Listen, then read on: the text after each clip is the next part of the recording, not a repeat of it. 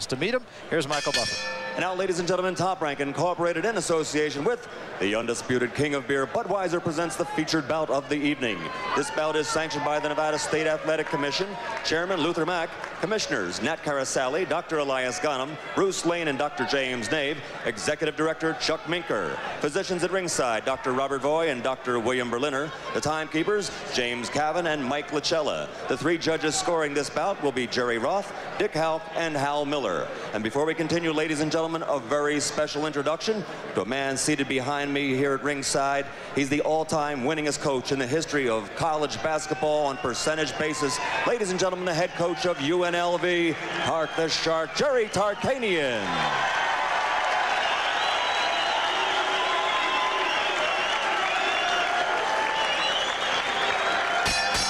And now, ladies and gentlemen, from the Las Vegas Hilton here at Las Vegas, Nevada, let's get ready to rumble! 10 rounds of boxing. This is in the heavyweight division. The referee for this contest is Richard Steele. Introducing first, fighting out of the red corner, he's wearing the green trunks and weighs in at an even 220 pounds from Bakersfield, California. His professional record is 10-2, 7 of his 10 victories by KO. Ladies and gentlemen, Bobby, the Scientist, Quarry. And his opponent across the ring, fighting out of the blue corner, wearing the black and red trunks and weighing in at an even 222 pounds. He comes to us from Kansas City. His professional record, 28 victories, 24 by KO, only 1 defeat. Introducing Tommy, the Duke Morrison. All right, Tommy. Okay, Tommy, Bobby, I gave both of you guys instructions in the dressing room. I want you to obey my commands at all times. Any question? Shake hands, good luck. There's a look at Tommy Morrison.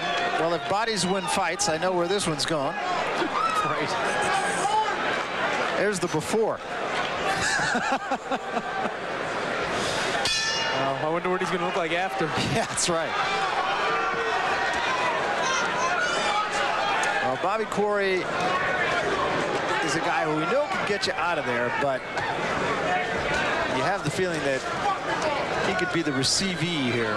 Yes, and he does have the Quarry problem of cutting very badly, sometimes at the opening instructions, which is not going to help him. Bad idea.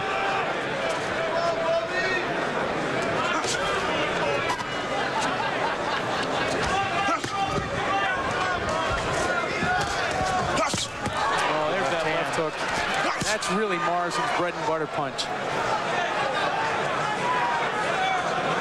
Morrison says he wants to box a little bit more. You know, if this fight goes a little bit so we can talk about Tommy, it's a very interesting study. You know, his loss to Mercer is one of the biggest arguments I could make for the psychological aspects of boxing, because he fought 3 perfect rounds against Ray and then completely unraveled.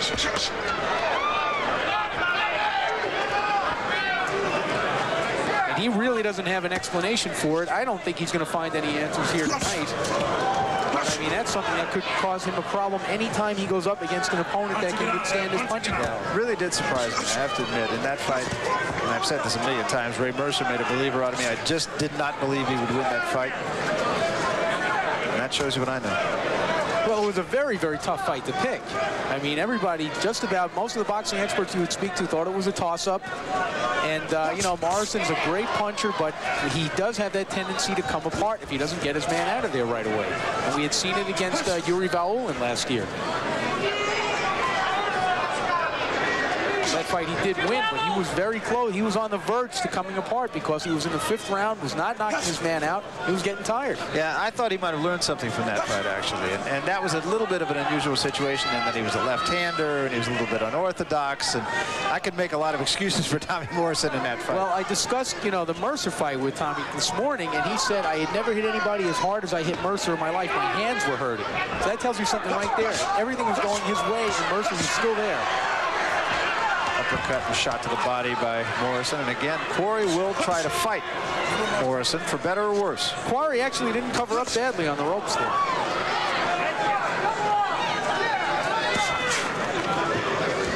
is Morrison who has something to prove here, probably more than Quarry.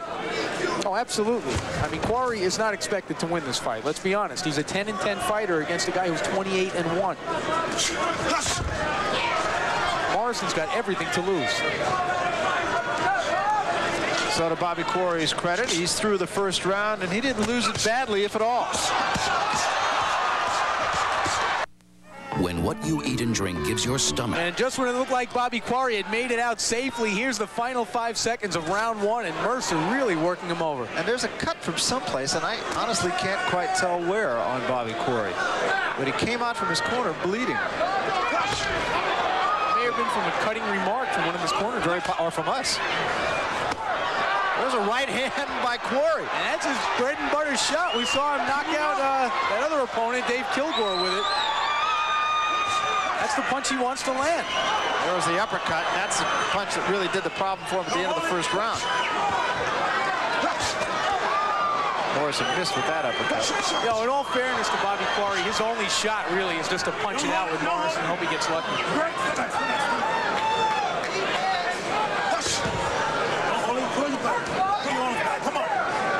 Morrison is loading up now. He's forgetting about the jab. You know, he had also told me that he wanted to box a bit more today and prove to himself that he could go the distance. I don't think this is the fight he's going to do that. Actually, that cut is from the chin. Yeah, of all places. Yeah.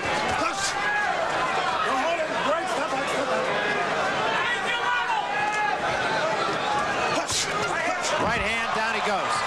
Crashing right hand. I don't think he's getting up. That's it. Over. He's out. Well, you don't draw it up any more perfect than that one.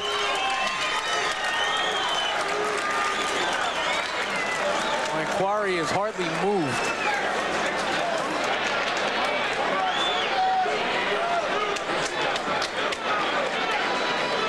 And they will keep Quarry down. And now he sits up. He appears to be okay. He was on the receiving end of quite a right hand.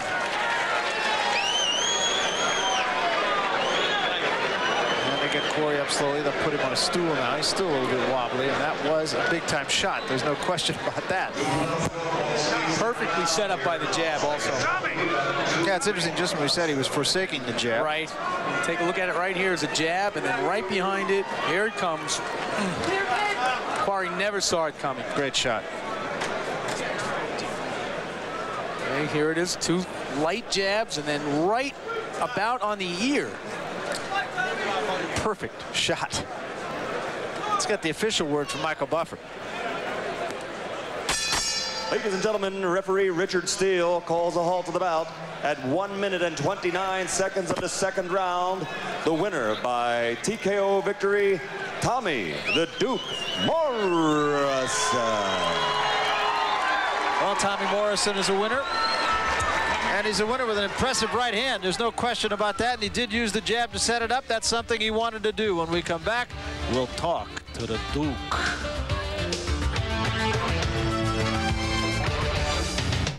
Morrison has won the main event. We'll remind you that Big Monday coming your way. When else? Monday. It'll be Pitt and Seton Hall. Seton Hall really starting to be a player. They are playing very, very well right at the moment. That gets us underway live 7:30 Eastern time, then to the Big 8, where it'll be Nebraska and Missouri and Anthony Peeler. And then out to the Big West. It'll be Long Beach State and Fresno State. That gets underway at midnight. And also, it's President's Day, so we got the President's Game. James Madison and George Washington. That precedes Pitt and Seton Hall. Chock full of basketball on Big Monday. Right now, let's get to the center of the ring. Wally Matthews. Well, all right, the Duke lets his Dukes do the talking tonight. Tommy, you said you wanted to kind of work your way back from the Mercer loss. You wanted to do a little boxing tonight. Obviously, Bobby Quarry didn't give you a chance to do much of that. Is this what you wanted tonight? Well, I think we started off using our jab a little bit.